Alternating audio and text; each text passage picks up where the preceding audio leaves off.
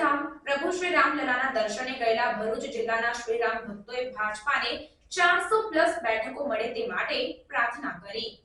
ભરૂચ જિલ્લાના 6 તાલુકાના શ્રીરામ ભક્તો ભરૂચથી આસ્થા ટ્રેનમાં અયોધ્યા ખાતે પ્રભુ શ્રી રામલલાના દર્શનાર્થે ગયા હતા।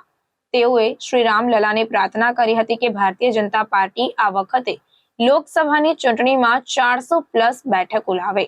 અયોધ્યાથી પરત ફરતા આ શ્રીરામ ભક્તોને મહારાષ્ટ્રના નંદુરબાર રેલવે સ્ટેશને ખુશીના સમાચાર મળ્યા કે 7મી વખત મનસુખભાઈ વસાવાને રિપીટ કરવામાં આવ્યા છે, જેના પગલે ખુશીનો માહોલ સર્જાયો હતો અને નંદુરબાર રેલવે સ્ટેશન પર જ નાચ ગાન કરીને ભજન કીર્તન સાથે ખુશી વ્યક્ત કરાઈ હતી।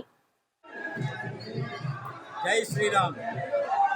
ભરૂચ લોકસભાની 7 વિધાનસભામાંથી 1476 ભારતીય જનતા પાર્ટીના કાર્યકર્તાઓ, કારસેવકો અને શુભેચ્છકો અયોધ્યા શ્રી રામલલાજીના દર્શન માટે આસ્થા ટ્રેન દ્વારા પ્રસ્થાન કર્યું હતું।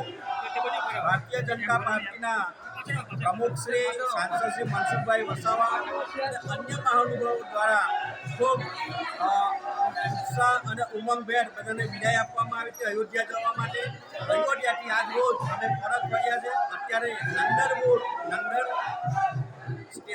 નંદુરબાર સ્ટેશન પર બધા ભેગા થયા છે અને આ સ્ટેશન પર ઉતરીને અમને જે સમાચાર મળ્યા છે કે ભરૂચ લોકસભાના ઉમેદવાર તરીકે મનસુખભાઈનું નામ નક્કી થયું છે, જેથી ટ્રેનમાં તમામ દર્શનાર્થીઓ ખૂબ આનંદ અને ઉમંગથી આ ઉમેદવારી જે ડિક્લેર થઈ છે એને વધાવી લીધી છે અને રામધૂન કરીને આવનારા દિવસોની અંદર ભારતીય જનતા પાર્ટીના ઉમેદવારને 5 લાખથી વધારે લીડથી જીતાડીને માનનીય નરેન્દ્રભાઈ મોદી સાહેબના હાથ મજબૂત કરશે।